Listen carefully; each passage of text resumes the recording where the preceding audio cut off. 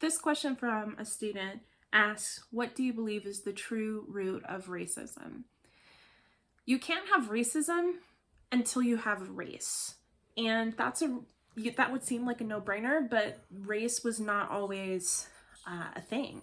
Race is what we call a social construction. In other words, there's no biological basis to defining race.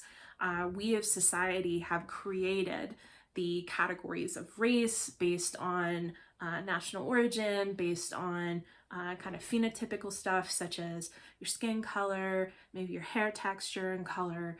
And so in other words, it's completely artificial. Now, where does that come from? Well, there's always been throughout world history this fear of people who are different, but most people define those differences as where you were from, or what religion you belong to, or what ethnicity or culture you belong to. The topic of race really in the United States is born in the United States because of the institution of slavery.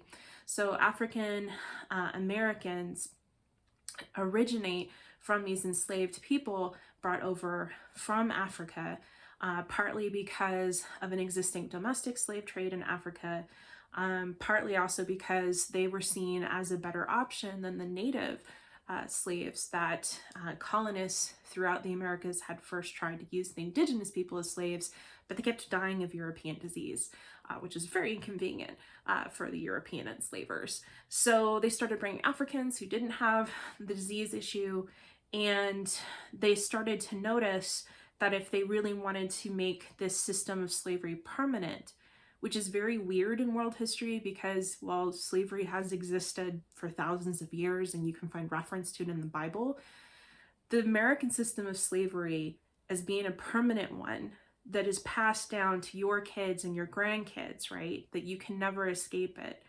that is new and different in world history. That is very, very unique.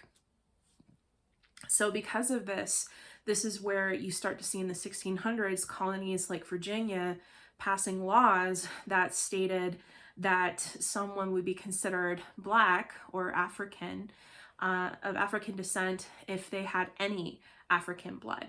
So in other words, this is where the one drop rule comes from, that the only way you're really white is if you're pure European. If you have anything else, no matter how small the percentage, you are not white.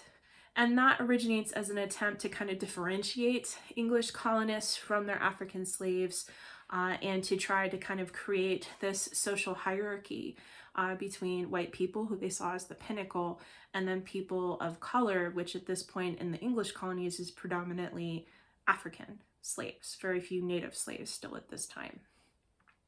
Now, this is not the way it needed to be. In the Spanish and Portuguese colonies, they actually created this whole like crazy social caste classification system for people of different descent and treated them differently, but it wasn't quite the same in the United States as whether you were just, white or not. You had like degrees and layers.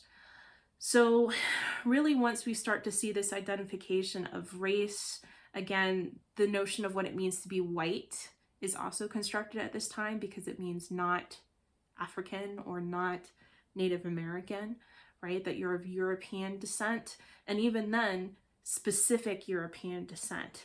The Irish were not considered white during the colonial period in the United States. They were considered not white. Even though I'm sure you're thinking of the average Irish person as very pale, right? Fair-haired. A lot of them, they're still not considered white because culturally they were different. So to be white in the 1600s in what would become the United States meant to be somebody who was from Great Britain or France or Germany, who was a Protestant Christian, not Catholic, Jewish, Muslim, nothing else, just Protestant Christian, and who spoke English predominantly once they got to the colonies. So racism is really baked in to the colonial period of the United States, because race is founded on this notion of separating white people from their non-white slaves. So, and then that gets transferred onto notions of Native Americans, even though there are many different groups of Native Americans. the English colonists and other European groups kind of lumped them all together into red, right, or native peoples. That translates eventually into interactions with Asians during a European colonization across Asia. And so this notion of race is very deeply tied to colonization by Europeans and this desire to promote white European superiority over the peoples they were seeking to conquer and subjugate. So unfortunately, we can't really get away from it. It's baked in it. What we can change is, will racism continue to be with us in the future, and what can we do to challenge it?